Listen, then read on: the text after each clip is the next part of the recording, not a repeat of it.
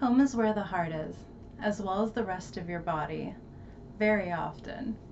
So let's put away the harsh cleaners and synthetic fragrances and really limit the amount of harmful ingredients we're putting in the air that we're breathing and absorbing through our skin day in and day out. This is part one of two lists of how to effectively, round the clock, clean the air in your home. We're going to start off with structural kind of basics, some reminders and tips, and in the second part, we're going to address the little things that make all the difference. So to keep in mind throughout these lists, I want to mention olfactory fatigue, which is something you've experienced before. You know that the longer that you're in a scent or regular environment like your home or workplace, you tend to just not notice those smells as much. And it's because you've just been inundated to the point of your detection being diminished. So that's something that you want to keep in mind, because just because you don't smell it as much anymore doesn't mean that your body doesn't recognize it and respond to it, or that your guests aren't politely not mentioning it. And no shame if what you're using isn't as healthy as it could be. We all start somewhere. And I know that I just got rid of a dish soap that didn't have the best ingredients, even just a couple of months ago. So we're all working on this journey, getting better at it all the time. Play with different things, find what works for you, and eventually you'll be really happy with everything around you and proud to be home in a place that you can call a sanctuary and somewhere that's really genuinely good for you and the environment. Let's start with the structural basics and work our way out.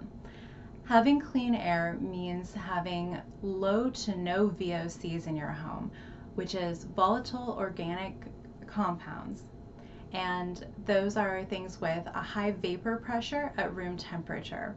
Some people like to be silly and say, well, essential oils are VOCs. Cool.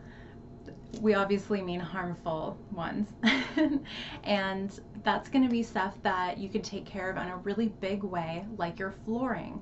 So if you have something that's hardwood, linoleum, which is kind of scarce to find in America, but ceramic tiles, polished cement, these are all things that are going to be low to no VOC, but really just the farther that you can get away from vinyl, the better you are. And the piping that you have, if it's PVC pipes that are exposed for plumbing, that's really not great. If you can switch over to metal, that would be really good.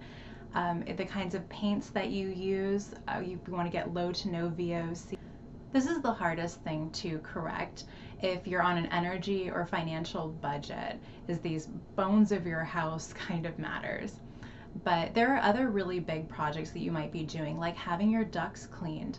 And they offer deodorizers that last for a really long time and just stick to everything. It's like super glue. And you really want to not get that, and actually be really careful even just having people that work on ducts coming into your home, because the chances that they've been using that deodorizer in other people's homes is extremely high, and it is going to be on their clothing and that sort of thing. Cross-contamination to me is always the name of the game. If somebody's been walking around in pesticides, spraying someone's crawl space, and they just have that on their clothing or on their shoes when they come to spray your home, you're not only getting something that is intended to kill in the corners of your home, but it's also anywhere that that person is tracking it around. And these are things that we tend to not think of too much because they're maintenance, right? But you really want to think about natural alternatives to it, as well as if it's really that necessary, you might find that you can go longer than you thought without it. And that's a really good step in the right direction of just seeing, if you get it done every 6 months, see if you can go 9, 10, 12 months. And just see what the difference is. Find those holes in your house that you can block off. I'm a big proponent of door sweeps, because when you have a door sweep covering it, you're having less draft, so you're not going to pay as much in energy, and you're getting fewer insects inside. less smoke if you have neighbors that burn on a regular basis. And so, yeah, just kind of plug those holes where you can and find where you might be able to treat the cause and not a symptom. To me, having a pest problem is more of a symptom than it is the root problem. So, yeah, try to look around and see what you can do. If you are having mold remediation done, there are botanical disinfectants like Benefect and just different options. So absolutely make sure that you get the job done, but do know that there are different things that you can try. You want renewable, biodegradable, recyclable items, which brings us to the next biggest factors, which are things like your furniture, rugs, blankets, different accents around your home. Secondhand, obviously, natural materials would be cheaper, and at least the shelf that you get that's pressboard from secondhand will have had more time to off gas as well. Natural materials can be more expensive, but they're a great investment in your well-being and also is something that you can sell again later. If you can pay a little bit more now, then you're not going to have it off-gassing all that formaldehyde and all those little glue pieces for press board, and you'll actually be able to sell that nice solid wood cabinet that you have later on. And there are other things like leather couches, linen couches, wool rugs, cotton blankets, whatever you can do for these bigger purchases around the home to keep it a little bit more natural is going to last longer, be healthier for you, and you can probably resell it. And if you can only afford pressboard, or I know not that long ago, even I, for convenience, got bonded leather. And if you don't know what bonded leather is, it's essentially the pressboard of leather. It's glued together scraps of leather. And so what I needed to do was leave it outside on the porch for about 2 weeks. And anytime that you're letting something off gas, which is exactly what it sounds like, where just those vapors are allowed to escape somewhere besides in your home, you can leave it on the porch, in a sunroom. If you're in an apartment and you don't have a good spot for it, maybe if you have family or friends nearby that will let you leave your furniture outside of their home somewhere protected, then that would be really nice as well. Sometimes you have to shift them around because it's raining, or yeah, just bring it in for the day too. But it's worth it when you can bring in that piece and really get your face up on it and smell that there is not the bulk of those toxins still outpouring. You know what that smell is, that new smell, that new car smell, that new clothing from the store.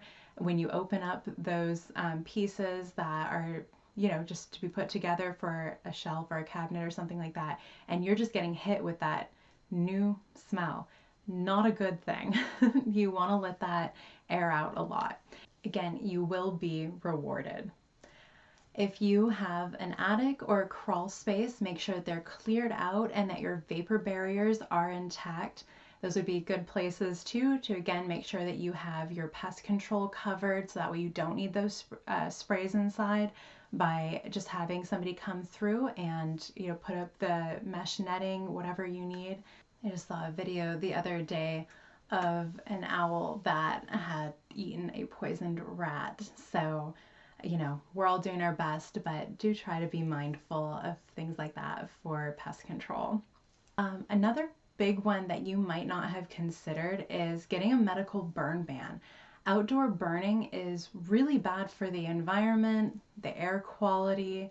It's something that people don't tend to do very responsibly. Yes, there are people that do it responsibly, but then there are just as many that are burning wet things, household materials, building materials, not putting it out completely. Having a medical burn ban is easier than you might think to get. Firemen are amazing, and just we want to be able to have our windows open for some fresh air without worrying about a bunch of smoke pouring into our drapes, right? So, think about it. There's any number of reasons that you could be approved for something like that. And also don't be shy about calling your fire department if there's if there's excessive smoke nearby, or if it's on a day that you know that it's not allowed, then definitely look into that kind of thing. You don't necessarily just have to sit there. Obviously, if you can talk to your neighbors about it first, that's preferable, and kind of work something out. But otherwise, do what you got to do. If you're in an apartment and you're doing your best, but your neighbor's cooking or smoke comes up through the vents, or you have bathrooms that are basically parallel to each other, cover up your vents.